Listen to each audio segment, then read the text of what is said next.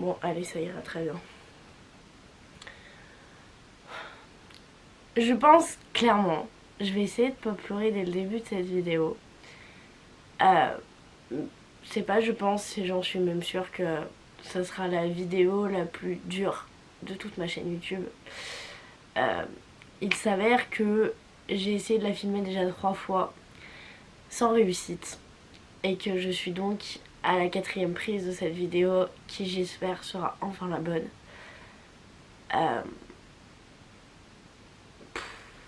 Je vais clairement pas faire de montage sur cette vidéo parce que je pense que je n'en suis pas capable de me voir moi-même au montage expliquer ça et vous dire ça, je n'en suis pas capable. Donc je vais vous balancer la vidéo comme ça en vous expliquant un peu tout comme si je l'expliquais à une amie ou à quelqu'un que je connaissais. Je ferai une belle vidéo par la suite quand je m'en sentirai prête, mais pour pouvoir avancer et refaire des vidéos YouTube, c'est vraiment important que je vous explique un petit peu en détail et que j'annonce aux personnes qui me suivent pas sur Instagram ce qui s'est passé. Je suis désolée pour ceux qui me suivent pas sur Instagram, je sais même pas pourquoi je m'excuse.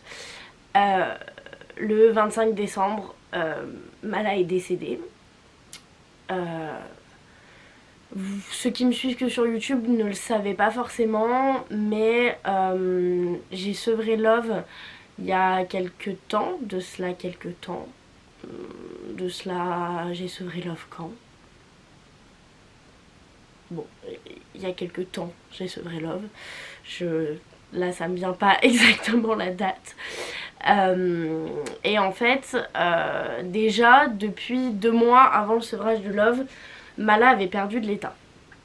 J'avais fait venir le vétérinaire une première fois qui m'a dit qu'elle perdait de l'état parce que Love était assez gros et que du coup il tétait énormément et que du coup ça l'avait fait perdre de l'état. Donc on a augmenté ses rations, tout ça, on a refait un calcul de ration, on a fait un bilan sanguin, il n'y avait rien de spécial au bilan sanguin hormis entre guillemets quelques petites carences dues du coup à la lactation. Donc on a complété très rapidement ça. Bah au final Mala n'a pas regrossi. Donc le vétérinaire m'a dit écoute, ne t'inquiète pas, au moment où tu vas sevrer le poulain, elle reprendra de l'état. Donc mon véto suit ma jument depuis vraiment des années et des années. Il la suivait, il l'a suivie depuis que je l'ai eue en fait. Et il la suivait même avant que je l'achète dans l'élevage où elle était avant. Donc il connaissait extrêmement bien la jument. Il l'a connue poulinage de Hermione, tout. Enfin il a toujours été là donc il la connaissait vraiment bien. Donc voilà. Et du coup, je prends la décision de sevrer Love plus tôt que je ne le souhaitais. Comme pour Hermione, je souhaitais sevrer pas avant 8 mois. Surtout que là, Mala n'allait pas reprendre spécialement le travail hormis faire de la balade. Donc j'avais pas de nécessité, entre guillemets, si je peux le dire, de sevrer Love, entre guillemets, à 6 mois, étant donné qu'elle allait pas reprendre le travail. Les choses ont fait que, dû à son état, j'ai pris la décision de sevrer Love à 6 mois, sachant qu'il était déjà bien gros, ça n'allait pas plus le traumatiser que ça. J'ai pris la décision d'emmener Mala et Love en vent jusqu'à l'écurie où est Hermione depuis septembre, à l'endroit où ça se passe extrêmement bien, pour effectuer un sevrage progressif. Il s'avère encore une fois que Mala, ayant des gros problèmes de transport, enfin on pensait que c'était ça, n'a jamais voulu monter dans le vent. Donc les choses ne se sont pas du tout passées comme moi je l'aurais aimé. Et le sevrage s'est fait pas de façon brutale parce que c'est pas vraiment le mot, mais Love en fait est tout simplement monté dans le vent tout seul, a fait quelques minutes de transport parce que vraiment l'écurie est vraiment pas loin de chez moi, et il a donc rejoint Hermione dans l'écurie directement et il s'est pas retrouvé tout seul.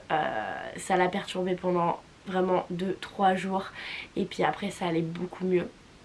Mala, aucune réaction, c'est à dire que vraiment Love est monté dans le vent, il est parti et Mala n'a eu aucune réaction.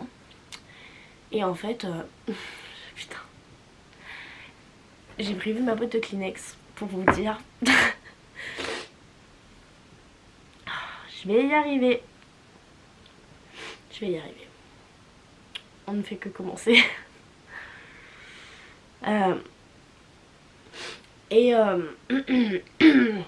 Mala n'a donc eu littéralement aucune réaction. Dans la même journée, son état entre guillemets s'est un peu dégradé. C'est-à-dire que elle avait pas de réaction, mais elle mangeait pas, elle buvait pas. Le lendemain, elle a commencé à avoir des diarrhées extrêmement fortes, à se vider. Je crois que j'avais jamais vu un cheval se vider de la sorte. Et du coup, j'ai appelé ma patronne, avec qui je suis très proche et qui travaille dans le monde du cheval, dans le monde médical entre guillemets du cheval. Et du coup je l'ai appelée en lui expliquant qu'est-ce qui se passait et elle m'a dit écoute, appelle ton vétérinaire et vois. Mon vétérinaire vient donc le lendemain ou le surlendemain, donc Mala garde ses diarrhées, on essaye de la faire boire en lui mettant du jus de pomme dans l'eau, tout ça. On la maintient entre guillemets un peu comme ça. À ce moment là on savait pas ce qu'elle avait, on pensait vraiment que c'était post-sevrage, le stress, tout ça. Mon vétérinaire vient, moi j'étais pas plus inquiète que ça m'embêtait, mais j'étais pas inquiète vraiment pour ma jument. Et en fait, mon vétérinaire c'est quelqu'un qui s'inquiète jamais. Enfin, qui s'inquiète jamais. Entre guillemets, si ton cheval n'est pas sur son lit de mort, il ne s'inquiète pas. Et en fait là, il s'est vraiment inquiété. C'est-à-dire il m'a dit effectivement, il y a un problème. Là il y a vraiment un problème. Donc Mala avait refait un œdème d'eau au niveau du ventre, chose qu'elle avait fait également pour Hermione et qu'elle a fait plusieurs fois après, enfin sur les dernières années. Mais entre guillemets, juste un œdème au niveau du ventre, c'est pas très inquiétant. Et en fait, l'œdème, combiné à la diarrhée, combiné au fait qu'elle ne mange pas, combiné au bilan sanguin, combiné à tout ça, faisait que l'état de la jument était vraiment très inquiétant.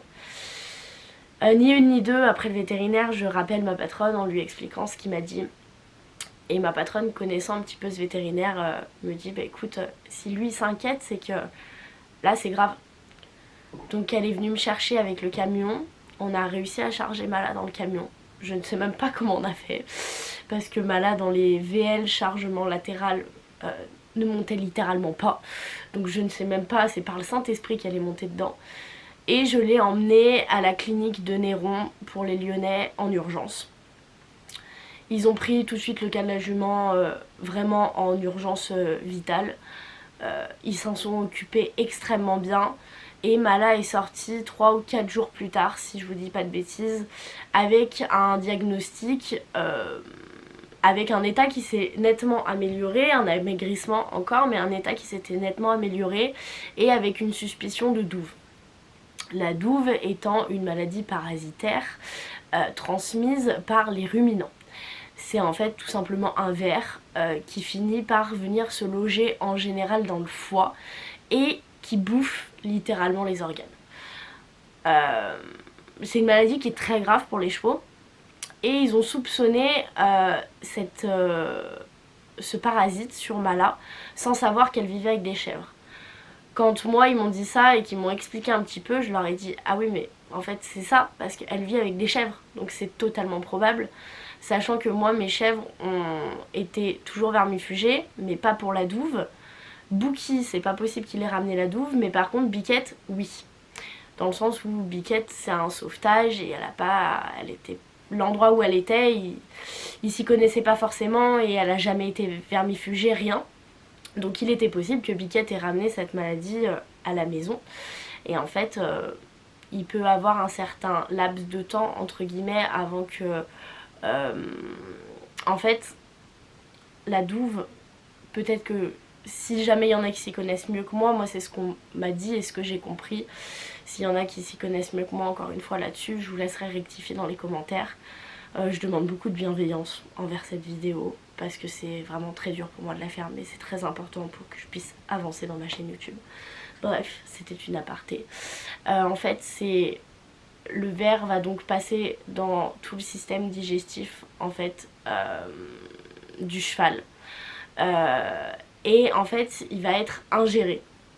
C'est-à-dire que la chèvre va faire ses crottins avec ce parasite, et de ces crottins, avec par exemple une flaque d'eau ou des choses comme ça, va se créer une larve. Et en fait c'est cette larve que le cheval ingère, et c'est comme ça qu'il attrape la douve. Donc c'est vraiment la faute à pas de chance, entre guillemets, parce que les chevaux peuvent vivre toute leur vie avec des chèvres et ne jamais avoir ce problème-là, mais ça peut arriver. Donc du coup c'était probable, entre guillemets, étant donné que y a des flaques, il y a de la boue, on est en hiver, tout ça, c'était probable. Donc on a soupçonné ça, et donc on a attaqué un traitement pour la douve en rentrant à la maison.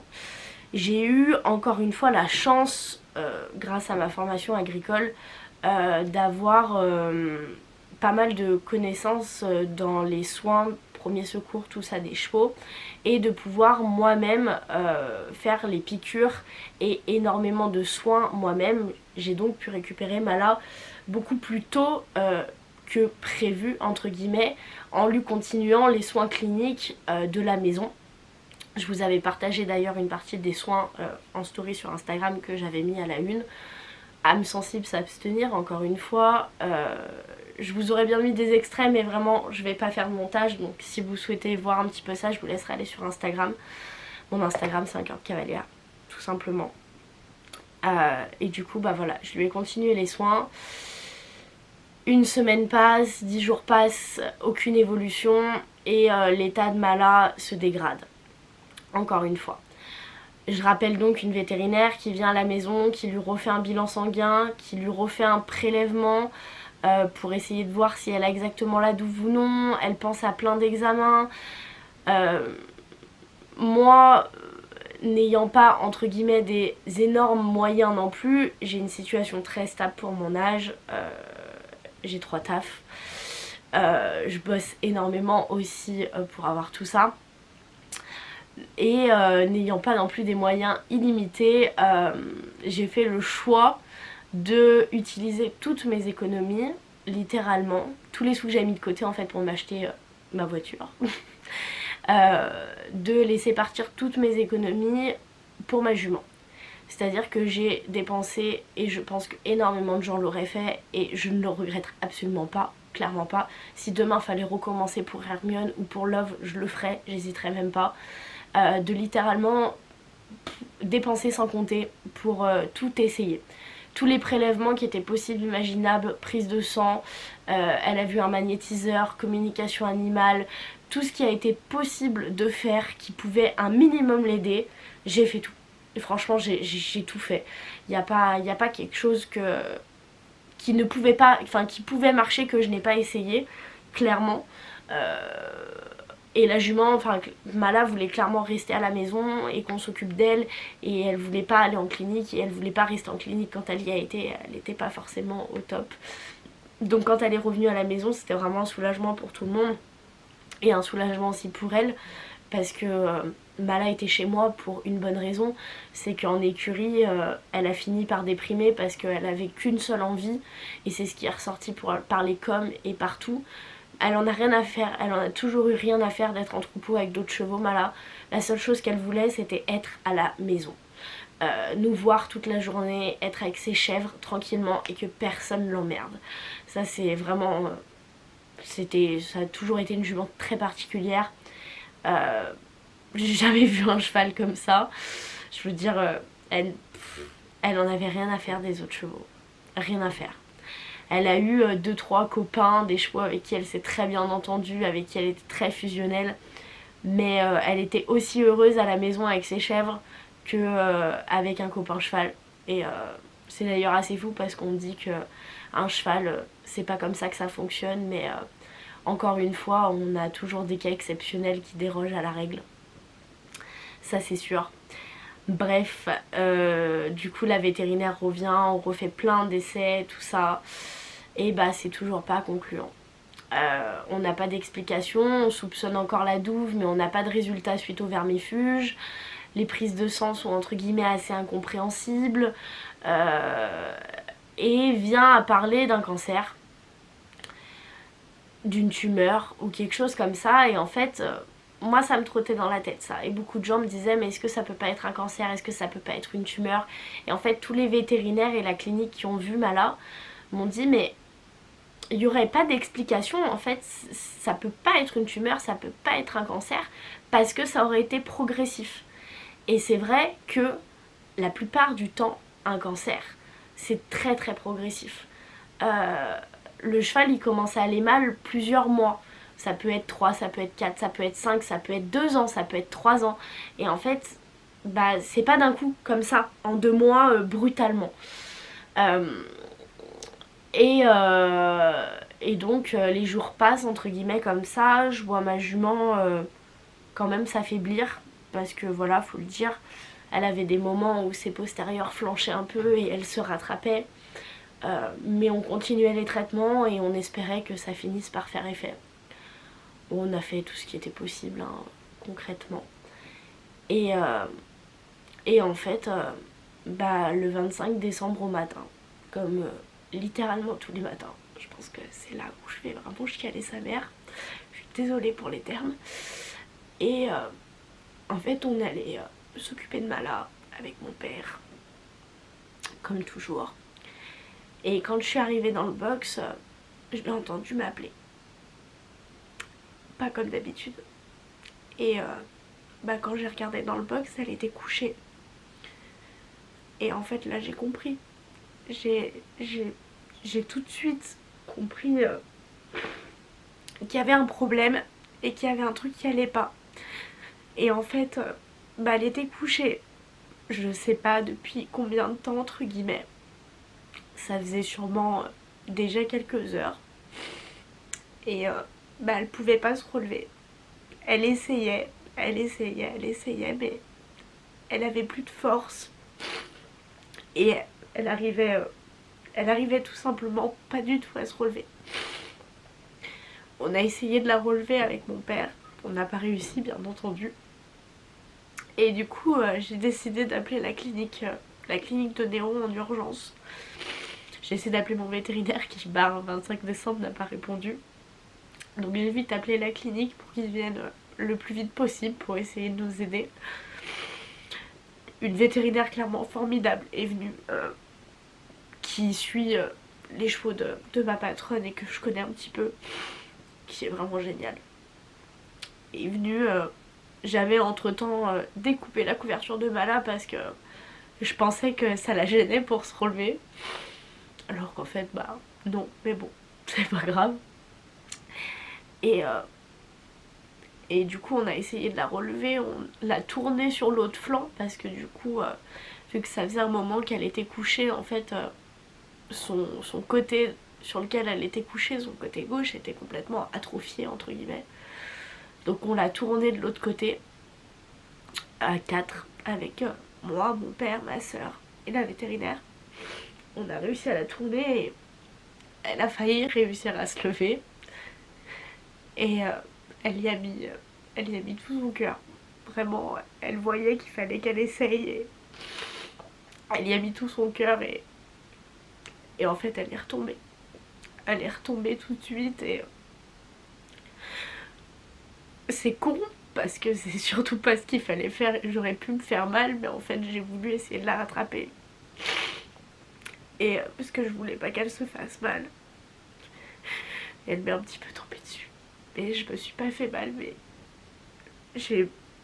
mon cerveau a débranché en fait. Et bah là, j'ai la vétérinaire qui m'a regardée. Je savais très bien ce que ça voulait dire.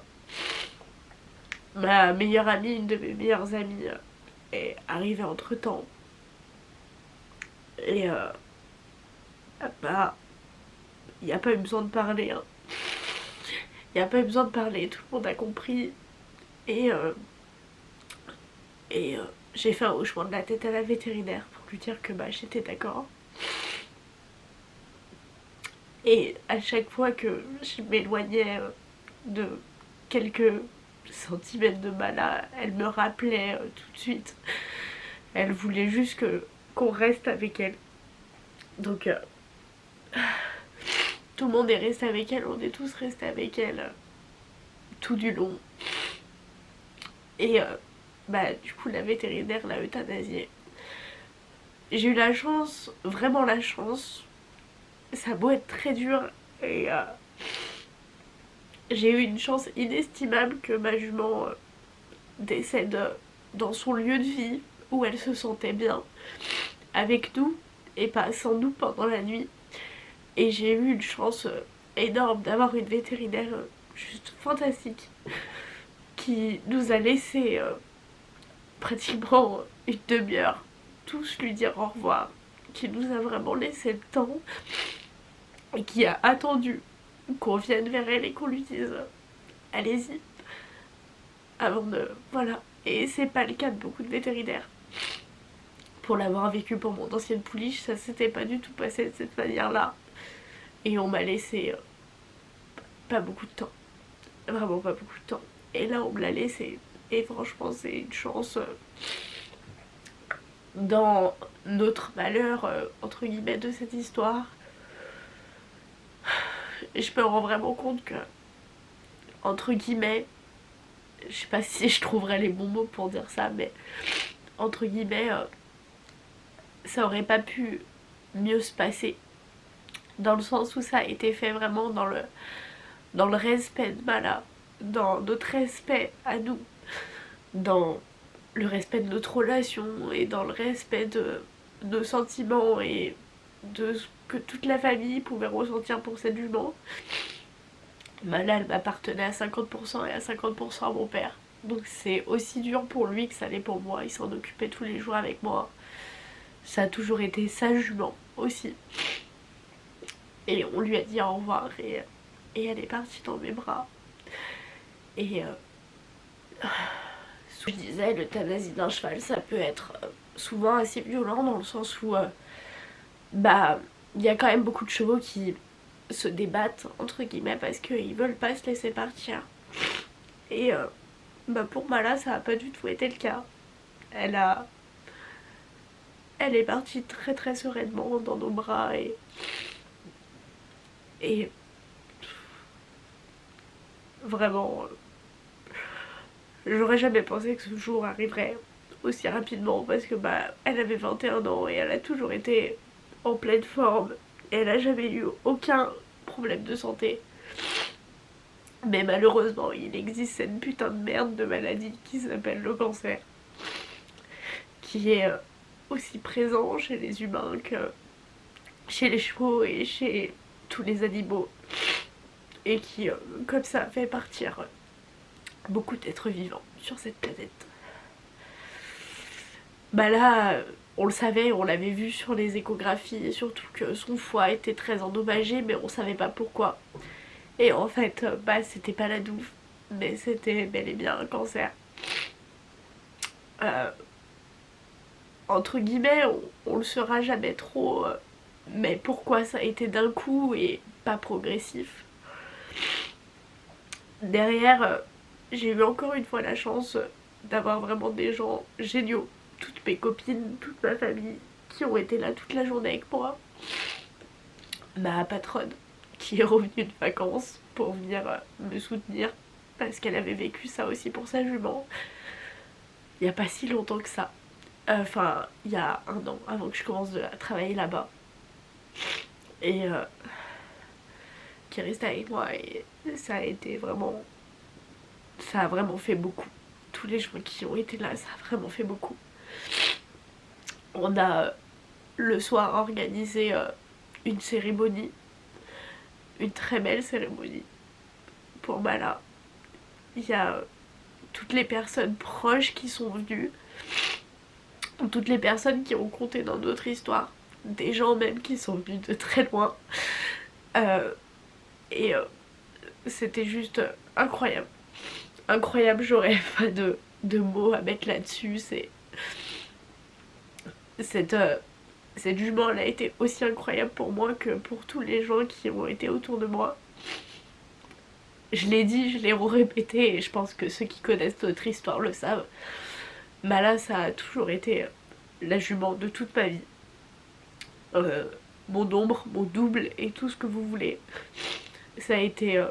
c'est grâce à elle que j'ai eu envie de faire des concours, c'est grâce à elle que j'ai eu envie de faire de ma passion mon métier. C'est grâce à elle que j'ai eu mes premiers produits de mon élevage. C'est grâce à elle, cette chaîne YouTube. c'est... Tout est grâce à elle. Donc voilà. Bala est partie du coup le 25 décembre. Il m'aura fallu un peu plus d'un mois pour vous faire cette vidéo. Mais j'ai réussi à le faire et maintenant on va pouvoir continuer notre histoire. Sans elle, entre guillemets en physique, mais avec elle dans mon cœur parce qu'elle le sera toujours. Elle est de partout, sur ma peau, et elle l'est depuis longtemps. Et elle le sera toute ma vie, que ça soit dans mon cœur, sur ma peau, autour de moi, à travers mes poulains. Parce que bah voilà, j'ai... et c'est ce qui me booste aussi à me relever encore une fois parce que j'ai eu...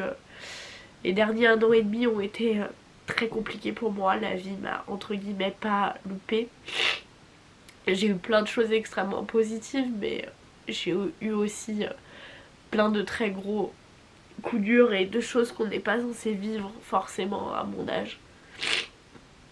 La perte de quelqu'un de mon âge, enfin des choses comme ça. Bref, je vais pas trop rentrer dans les détails mais j'étais pas sortie d'un deuil et j'en reviens un deuxième derrière. Ça va être encore compliqué mais encore une fois avec tout ce que j'ai vécu et même pendant mon enfance, j'ai pas eu une enfance facile. C'est pas des choses que je raconte forcément sur YouTube et c'est pas des choses que j'ai forcément envie de raconter, que j'ai même pas du tout envie de raconter. Mais ça nous solidifie et je me rends compte pratiquement 1 mois et demi après la perte de Mala que même si là j'en parle, du coup la douleur est là,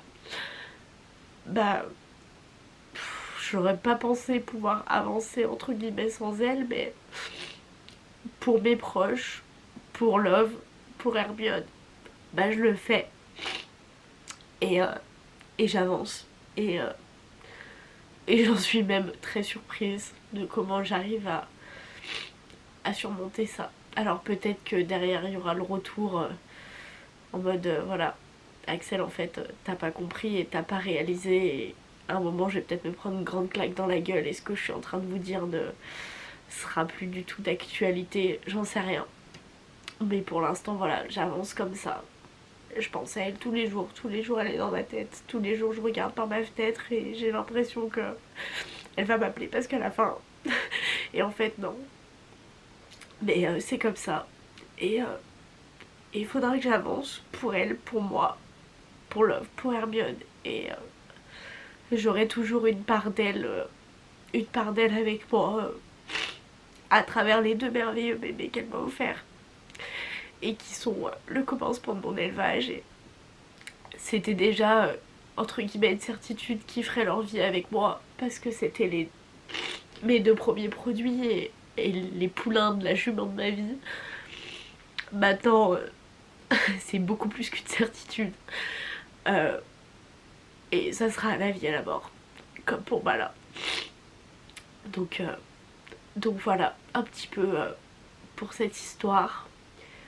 Après son décès, j'ai fait des coms pour savoir comment elle allait, entre guillemets. Ça c'est des choses entre... Enfin, on y croit pas. Écoutez, moi je sais que j'ai fait beaucoup de coms pour mes chevaux et je suis pas croyante. Je crois en quelque chose mais je ne sais pas ce que c'est. J'ai pas de religion. Mais en tout cas, je sais qu'il y a quelque chose après la mort. Enfin, je pense. Et bref. Et du coup, on a fait les coms et elle est bien. Elle est sereine. Elle est partie paisiblement et elle était d'accord. Et comme elle l'a dit, l'explication de Mala, du pourquoi, du comment... elle a été malade vraiment du jour où Love est parti. Du jour où j'ai fait le sevrage, c'est qu'en fait, pour elle, elle devait finir son travail. Et cette phrase, elle est belle mais en même temps elle est tellement horrible. Dans le sens où elle s'est refusée en fait de montrer qu'elle était mal pour son poulain et pour finir ce qu'on attendait d'elle.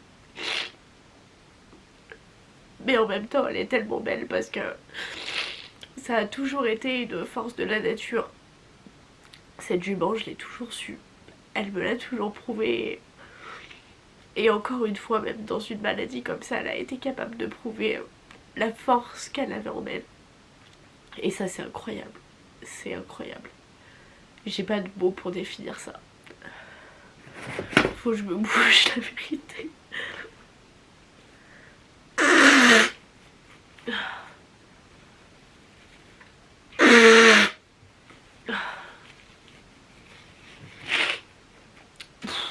Je suis désolée hein, mais là c'est compliqué. Je pense qu'il y aura pas beaucoup de gens qui auront regardé cette vidéo sans potentiellement verser une petite larme. Je suis vraiment désolée pour ça. Mais il faut que cette vidéo sorte, il faut que je vous explique et je vous dois cette explication entre guillemets.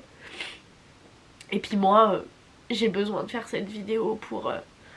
faut que ça sorte et que derrière, je puisse refaire des vidéos pour me changer les idées et avancer. J'ai plein de vidéos pré-filmées que j'ai même pas pu vous poster parce qu'en fait je vous avais pas fait cette vidéo et que je pouvais pas vous sortir, je me voyais pas vous sortir de vidéo comme si de rien n'était sans avoir fait celle-ci. Donc c'était vraiment important. Bref, je pense que j'ai oublié de dire plein de choses dans cette vidéo, mais on va essayer de s'en tenir là et je pense que ça sera déjà très bien. Vous avez toutes les grandes lignes et tous les grands détails et voilà. Vous inquiétez pas, je suis forte, même bien plus forte encore que je ne le pense. Mais je suis vraiment très fière de m'être rendu compte ces derniers mois d'à quel point j'étais forte et à quel point j'étais capable d'encaisser des choses. Et je suis vraiment fière de ça, franchement. Et je le dis à haute voix, je suis forte et je m'en sortirai même si c'est une épreuve très dure, voilà. On a fait du coup cette belle cérémonie pour Mala avec tous mes proches et j'ai pris la décision de faire chez moi, chez ma grand-mère, un mémorial en mémoire de Mala pour pouvoir nous recueillir et avoir un bel endroit qui lui rende hommage. Donc il y aura plein de fleurs, il y aura plein de choses et surtout il y a une très belle sculpture qui est en création par une amie à moi, par une personne que j'ai rencontrée qui est juste formidable et qui m'a fait déjà plein de très belles créations et qui encore une fois m'aide pour cette très belle création là. Donc voilà, je vous ferai plein de photos, je vous mettrai ça sur Instagram quand ça sera fini au printemps. Ça va prendre un petit peu de temps. Et puis le jour où je partirai m'installer chez moi, la sculpture viendra avec moi et je ferai un nouveau mémorial chez moi. Voilà, parce qu'il y a plein de gens qui m'ont posé cette question. Avant de finir cette vidéo sur une note entre guillemets un peu moins larmoyante, parce que je me suis un petit peu calmée, je tenais à glisser aussi un petit mot à Lorraine. À Lorraine qui a perdu Vlan également le 25 décembre. D'un cancer aussi. On a pas mal discuté et t'as été d'un soutien aussi pour moi et j'ai essayé de l'être aussi pour toi. C'est vrai qu'on a vécu la même chose le même jour et que la douleur est aussi grande l'une pour l'autre et que bah ça a été vraiment sympa d'avoir quelqu'un qui comprenne exactement ce que je ressens. Donc je tenais encore une fois à te remercier et à te faire des gros bisous et que voilà, tu sais que si t'as besoin de quoi que ce soit, je suis là aussi. Bon, merci à tous d'avoir regardé cette vidéo jusqu'au bout. Ma caméra va bientôt s'éteindre, j'ai plus de batterie. Et repartons ensemble pour la suite de nos aventures sur cette chaîne YouTube. Un petit peu différemment parce qu'il y aura toujours ce petit vide. Mais on le fera ensemble et on avancera. Du coup, bah je vous dis à très bientôt, la semaine prochaine, pour une nouvelle vidéo un peu plus joyeuse que celle-ci. Et merci encore à tous pour tous vos messages et tout votre soutien, parce que ça a été aussi incroyable. J'ai clairement pas pu répondre à tout le monde, c'était impossible. J'ai pas vu tous vos messages, franchement, parce que j'en ai reçu des milliers. Mais ils ont été là et je voyais les chiffres et le nombre de messages et je me suis dit waouh. Donc merci vraiment pour ça. C'est une jument qui m'a marqué, qui a marqué beaucoup d'esprits en 7 ans. Parce que ça faisait 7 ans. 7 ans et 6 ans qu'on était sur les réseaux sociaux. Donc voilà. Bref, j'arrête de blablater et puis je vous dis à bientôt pour une nouvelle vidéo. Et dans quelques temps, quand je m'en sentirai capable, une belle vidéo hommage avec tous nos plus beaux moments. Mais pour l'instant, vous pouvez le comprendre, je suis pas capable de faire de montage avec des images de malin.